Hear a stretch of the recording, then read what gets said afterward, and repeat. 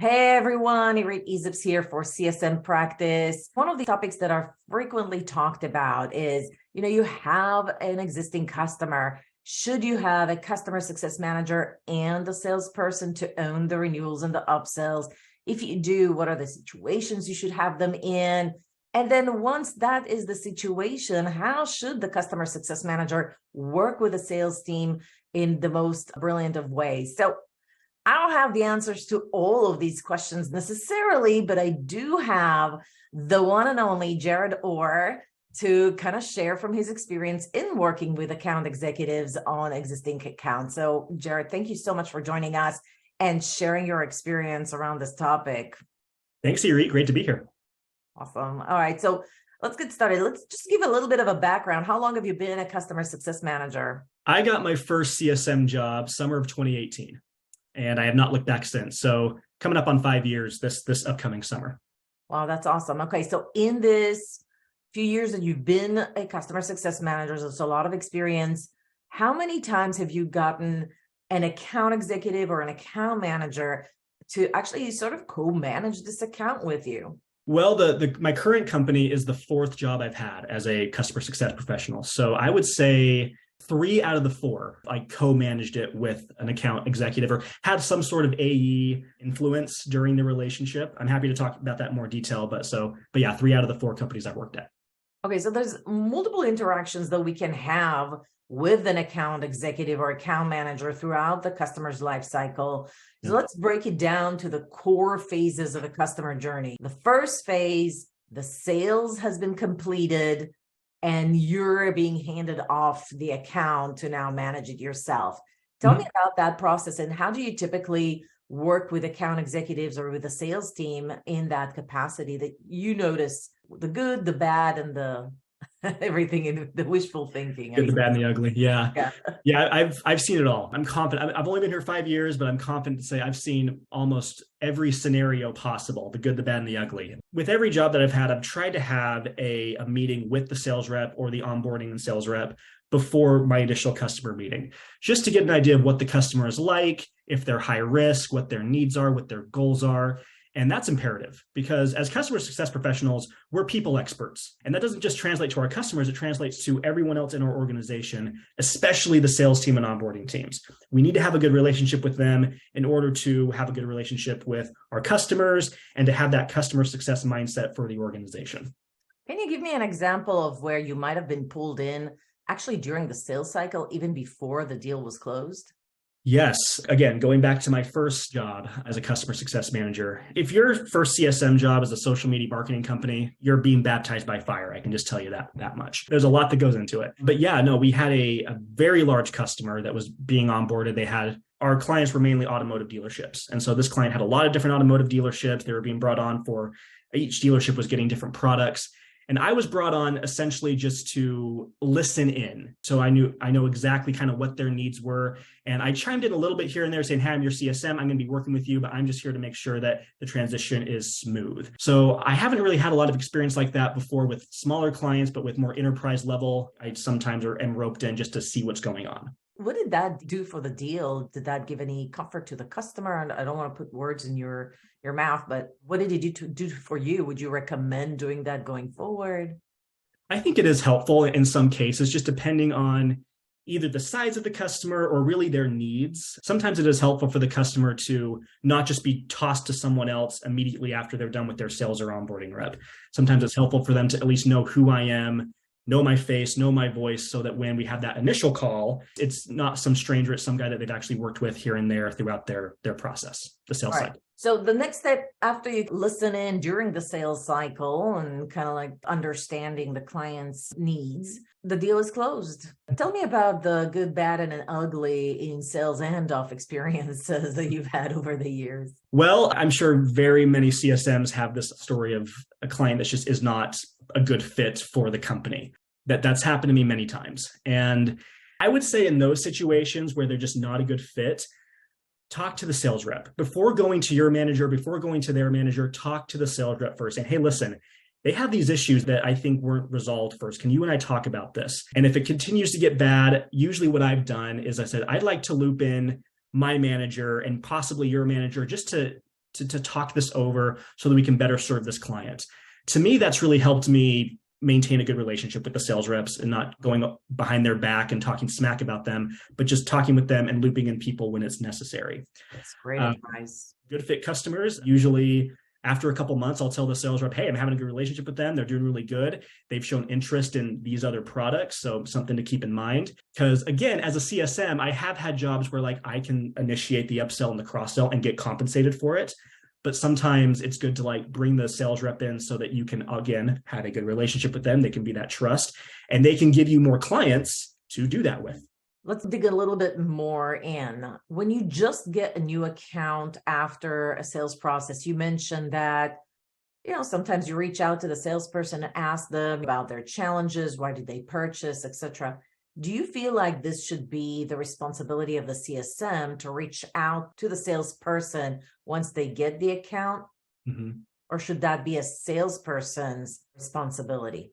From my expert opinion, I would say it should be part of the sales process. So the sales rep should initiate it. Mm-hmm. Sales reps are busy. I've been a sales rep before, so I kind of understand the pressure that they're under. So I think the CSM should understand that is part of it. And if it's not instigated, they should instigate it. But it is part of the sales process. So it should lie on sales to get that going. So sometimes when a CSM gets an account, it's very hard. Like if they don't know anybody in that account, and they just have like a quick internal conversation with a sales rep, maybe of a Slack, nobody's really accountable for setting up the intro call. That's why I feel like the sales handoff should be really like an account rep's responsibility. Yeah. Part of it is documenting potentially in Salesforce or whatever, the challenges and why they bought it and what they bought. B, setting up an intro call with a CSM, especially if it's a strategic account, and making sure all of that happens within a few days, hopefully. Absolutely. Like I said, it's part of the sales process. So I think it shows that the sales process is strong when the sales rep is initiating these meetings with the CSM before the handoff occurs. And obviously the sales rep should be the one to schedule the handoff call, because again, it's part of the sales process. I think so too. I think the problem that we're getting at is like once the deal is closed, they're guaranteed their commission.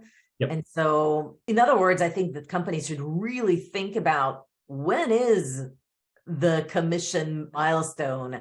I think it should be once a handover is complete, not when a deal is signed, because we know that the first 2-3 weeks after the deal is signed are critical to getting the renewal in year one.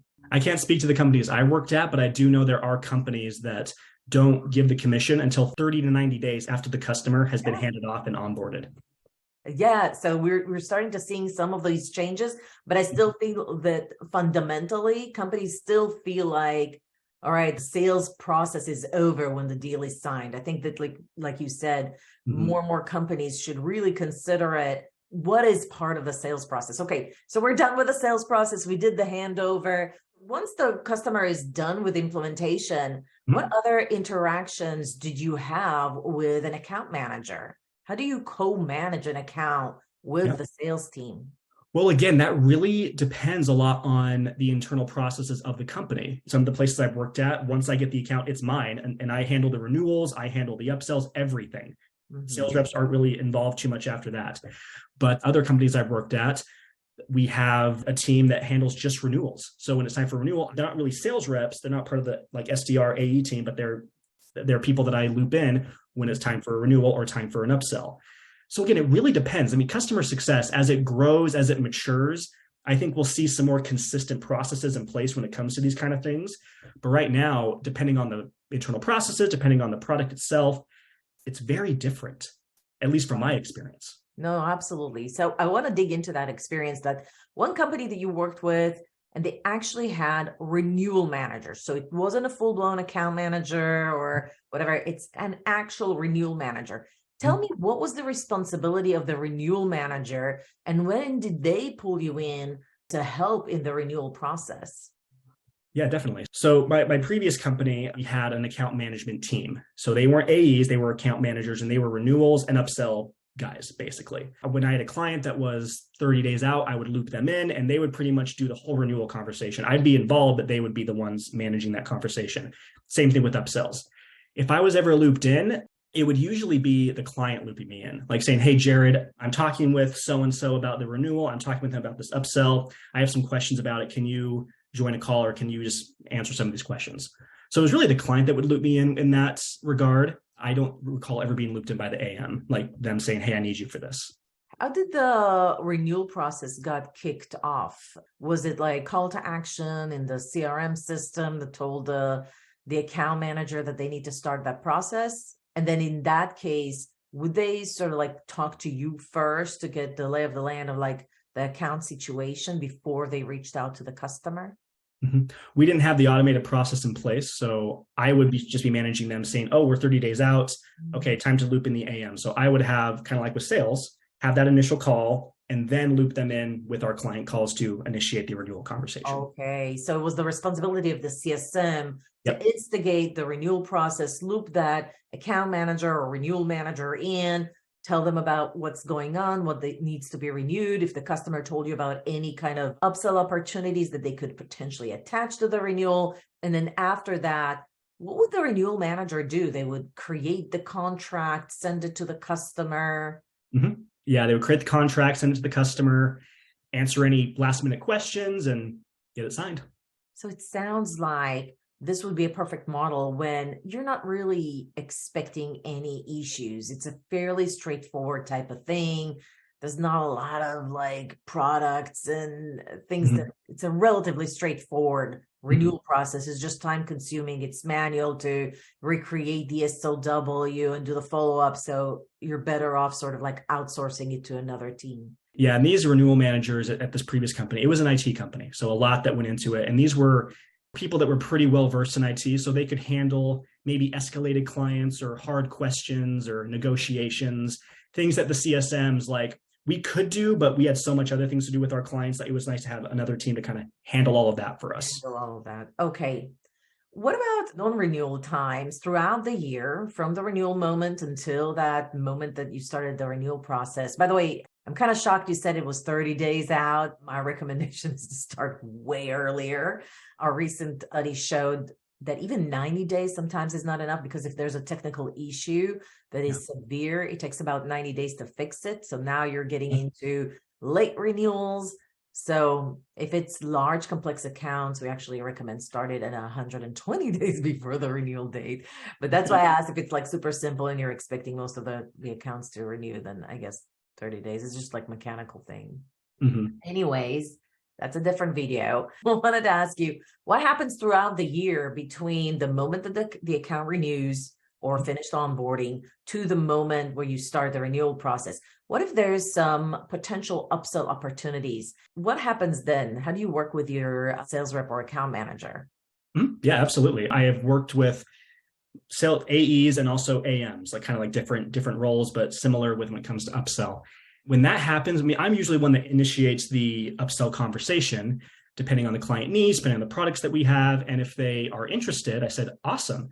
How about on our next call? Because ideally I have a cadence call with them. How about on our next call, I have so-and-so on. They can talk to you more about this. They're a little more knowledgeable than I am. And usually the answer is yes. So after that call, I will message them saying, hey, got some revenue for you, got some money for you. Are you interested? Awesome. Obviously the answer is always yes to that. Yeah. And then again, I know I've said this probably 2 or 3 times already, but I have a call with that rep before the call with the client saying, this is what they're interested in. This is what their needs are. This is the deal. Would you consider that as a CSQL, meaning customer success qualified lead? Yeah, I've never referred to it that way, but I guess so. Yeah. And did you log that lead somewhere, or was that just a verbal? Like at the end of the year, when you had to talk about your own performance to management or showcase the value of customer success, it's kind of nice to track these. I wonder if any of the 4 companies you worked with so far, do any of them have a system in place where they allow CSMs to track the leads they created for upsell and maybe even track how much revenue they gotten out of it, so you can track your net retention rate for your own accounts? Yeah, I never had a quota as a CSM. I don't think CSM should have upsell quotas. Yeah, no, of course. Yeah. But I will say this, my first job, I would get commissions off of my upsells. So I would log it into Salesforce. As far as like what happened after I logged it, I don't know. So you wouldn't have visibility necessarily. You just logged it as a lead, and if it converted, you didn't really see it, but all of a sudden you would get like a little bit of a spiff or a commission at the end of the quarter. I would log it as an opportunity in Salesforce. I think that's how the terminology for it. Well, some log it as a lead, and then the sales rep decides whether or not it's an opportunity. And I guess you logged it immediately as an opportunity, and then the rep continued. So once the opportunity is closed, so you can actually see, because you created it, obviously, right. You have permissions to see it. And then you would also be able to create some reports to say how much upsell opportunities were closed, how much upsell revenue did I actually create, and thereby your commission. Yeah. Yeah, I guess I could. I never actually went in and saw my revenue that I closed, because it was interesting. My previous company, we also got commission for our upsells and renewals, but it wasn't like individual. It was based on the entire customer success org. Wow. Yeah. So that's really interesting. Quality of outcomes there. I don't know. Well, I have one rule of thumb about comp plans that I heard actually at a Thoma Bravo conference once. And the guy said, don't ever build a commission where the person can't calculate it himself or herself. Okay. But wow, that's smart. Like if I'm going to get a commission, I kind of want to be able to see whether or not it was accurate, kind of like see the baseline. Yeah. Well, anyways, that's that. I'll write that down. Mental note right Yet another video. I wonder, did you ever work with account executives or account managers that are co-assigned to your customer base? Did you ever work on quarterly business reviews or executive business reviews or any other kind of value-based activities? I have, yeah. I've worked with mainly with bigger clients. If I was going to have not just a typical meeting, but actually have a value-driven meeting. We didn't really call it QBRs, but it was basically a QBR. I would work with the sales rep saying, hey, usually if there was a lot of upsell opportunities, I would loop them in like, hey, this is a good opportunity because we're driving a lot of value for them. But yeah, basically I would just let them know what I was going to talk to them about, where I would like them to come in and make sure that they were involved as best I could. So for the business reviews with clients, what would be the section in that meeting that the salesperson would drive? Again, that would depend. Usually, some examples. It's not like we're setting in stone the standard. Just kind of wanted to see from your experience. Usually I would have the sales rep talk about possibly new products we were rolling out, new client initiatives that we were having, and introduce opportunities for the client to grow in their value that we were already giving them. Got it. So additional use cases, expansion of existing use cases, any kind of new features or new products they might be interested in, or even, got it. So we talked about value-based activities and when did you pull the account executive or account manager in, the renewal process, upsells, sales handover, and even like your own involvement in their sales cycles. Were there any other things that I should be asking you about working with an executive or an account manager? Well, I actually have a question for you because you're so much more knowledgeable than I am in this. I am curious if you know that a sales rep is bringing on horrible clients, and it's happened multiple times at this point.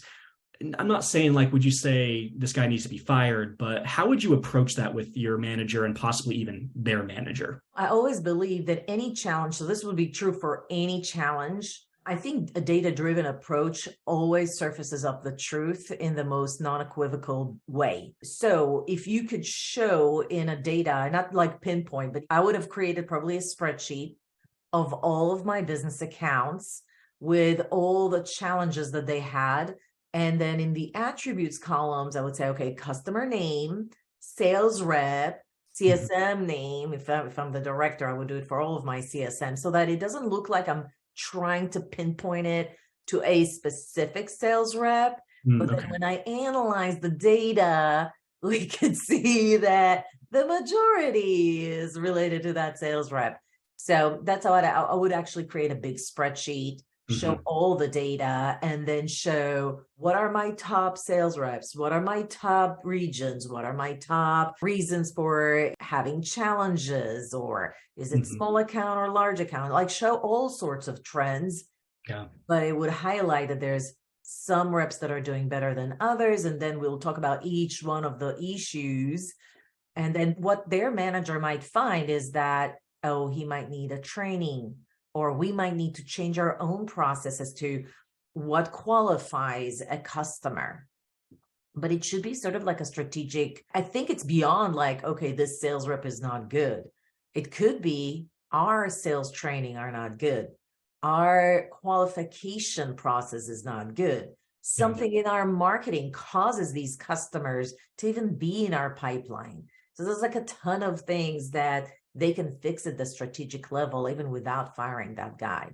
I agree. And just for the listeners, this does not pertain to my current employer. This was a past employer. So I don't want anyone thinking You've only been working at your new employer for like 2.5 weeks. So a month and a half, but okay. Yeah, I'm over at Totango, which is a great company, but it does not apply to them. But great answer. Appreciate that. Scenario, and I think a lot of CSMs see it happen. And so I think it's important to think about, how can I approach it in a way that's not targeted? Because at that moment, I mean, you would assume that it's the sales rep's issue, but actually there might be an underlying issue that's much more important for management to fix, because they allow this issue to even happen. That means that they don't have enough, how do you call it, rail guards in their system. So yeah, it could be, that would be the approach that I would take instead of a people approach, just to be politically correct. Like just like how it's important for CSMs to have playbooks and processes, it's just important for sales reps to have it, because if they're following their playbooks and processes, then they can work in better harmony with each other. Exactly. And I know, like, you haven't mentioned it, but there's another issue that sometimes happens between account managers and CSMs. Whereas I think you've been very blessed to have situations where you literally own the account. But I know in many situations, companies let the account manager still own the account because these are very large accounts. They brought them in, so they have their relationships. Then the CSM sometimes gets hijacked, meaning the account manager decides that they're going to act as the CSM, and they try to push the CSM to do some admin work, to say it nicely, or not introduce them to the account at all if they don't trust them. Hey, Jared, thank you so much for coming on the show and sharing your experience and how working with sales reps on your existing accounts was like for you in the past 4 jobs that you've had as a CSM. Besides being a customer success manager, I know you're fairly active in the customer success community, and I wanted to thank you for everything that you did. You're just such a great example of showing that anybody that has the right intentions can step it up and show himself into the community in the light that they decide to. And so do you mind sharing some of the initiatives you took over the past few years with the customer success community? Well, thank you for that. Yeah, that means a lot. But what I've done over the past couple of years, I've done a lot. I've had a blog for a little while, did some podcasting for 1.5 years. You were part of that. I appreciate that. And doing a lot of posting on LinkedIn, sharing advice about customer success. And recently I've been helping a lot of people pivot their careers into customer success. Or I have some friends with startups. I've actually consulted them on how to start a customer success program. So I don't know. I'm an eclectic, and I'm also have ADHD, so my mind's going everywhere. So I do a lot of things, but all of it has to do with building the brand of customer success and sharing the message that I think everyone needs to hear in the software space, that customer success is the future. I love your courage. I think there's a lot of people that want to do that and don't, but you don't hesitate. You just go by doing, showing by doing. I really adore and love that about you. And also it comes from a really great place, a place that wanting to make a difference in having a ripple effect in the customer success community. So guys, if you want to be inspired, follow Jared Orr. He has a ton of stuff, and he always has, like he said, new stuff that he's coming up with. And then if you need help, obviously, feel free to reach out to him. Jared, I'm going to include the link to your LinkedIn profile so that if anybody wants to reach out, they can connect with you and maybe collaborate with you on some of the ideas that you have. Yeah, please do. Awesome. All right, guys, if you enjoyed this video, give it a like. Follow our YouTube channel and subscribe. It always helps a lot, the channel, and share it with others if you can. I'll see you at the next video.